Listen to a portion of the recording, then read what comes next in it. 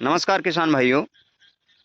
अभी भी बारिश हो रही है जब मैं वीडियो शूट कर रहा हूं, और इस बारिश से इतना ज़्यादा नुकसान सभी किसान भाइयों को हो चुका है जिनकी फसलें गिर रही हैं या गिर चुकी हैं।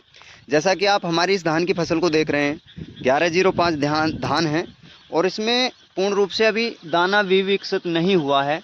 और आप डिजीज़ के चलते काला दाना, पटास, ये सारी चीज़ें पहले से ही थी, और अब जलेपे नमक के रूप में ये बारिश पड़ी और बारिश के साथ ये धान ढह गया। अब इसमें बहुत ज़्यादा नुकसान हमें होने वाला है, और साथ ही ऐसे किसानों को जिनकी धान की फसल गिर चुकी है, और जिन किसान भाइयों की धान की फसल पक करके गिरती है उन्हें भी बहुत ज़्यादा नुकसान हो जाता है, क्योंकि जो दाना होता है वो जम आता है। दोस्तों, यहाँ मैं आपसे कहना चाहूँगा, देखिए, किसान को जो घाटा होता है उसमें उसके साथ कोई भी नहीं खड़ा होता है, ना ही सरकार, ना ही कोई और।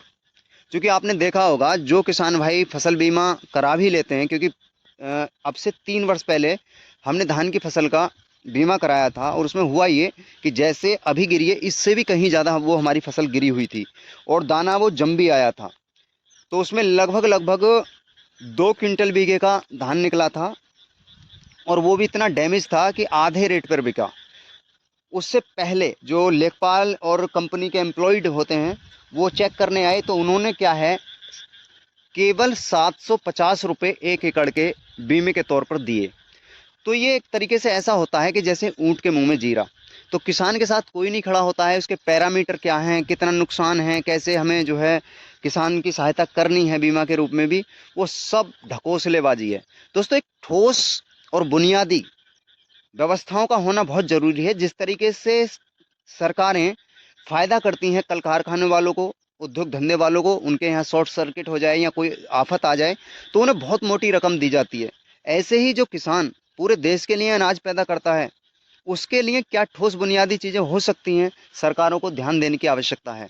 अब इस चीज़ में जैसे कि अब फसल गिर चुकी है, इसका कोई भी फ़र्क सरकारों पे नहीं पड़ता है, क्योंकि कोई एक किसान आवाज़ उठाए तो उसकी सुनी नहीं जाती है। आपने देखा होगा, जो किसान गलत तरीके से प्रदर्शन करते हैं मैं उनके सख्त खिलाफ हूँ, लेकिन आपने देखा होगा सही तरीके से प्रदर्शन करने वाले किसानों पे भी लाठियाँ भांजी जाती हैं, या उन्हें उनके हक की आवाज़ जो उठाई जाती है उसे दबा दिया जाता है।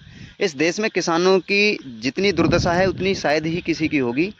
तो बाकी इन चीज़ों को न्यूट्रलाइज करने के लिए हमें भी थोड़ा ध्यान देना होता है। जैसे किस्मों का चुनाव करें, जो किस्म बारिश में हवा से ना गिरें, जैसे 1509 रहता है वो गिरता नहीं है, ऐसी किस्मों का चुनाव करेंगे तो हम इन नुकसानों को थोड़ा न्यूट्रलाइज कर सकते हैं। जैसे कि 1105 की एक किस्म थी, ये भी गिर चुकी है, और वो आगे आप देख सकते हैं देसी सरबती, वो भी गिर चुकी है।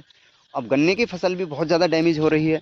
तो किसान भाइयों, मैंने इस वीडियो का पर्पज़ ये था कि एक तो आपसे सुझाव लिए जाएं कि हम ऐसा क्या करें या क्या उपाय हो सकते हैं जिससे इन नुकसानों को न्यूट्रलाइज किया जा सकता है, क्योंकि किसानों को सबसे ज़्यादा बेहतर पता होता है। और दोस्तों, और ऐसे क्या ठोस कदम सरकारें उठा सकती हैं जिससे हमारे किसानों को फ़ायदा हो सके। तो आज के वीडियो में मैंने थोड़ा सा ये जानने के लिए कमेंट के माध्यम से ये वीडियो शूट किया है। तो आज की वीडियो में केवल इतना ही। नमस्कार साथियों।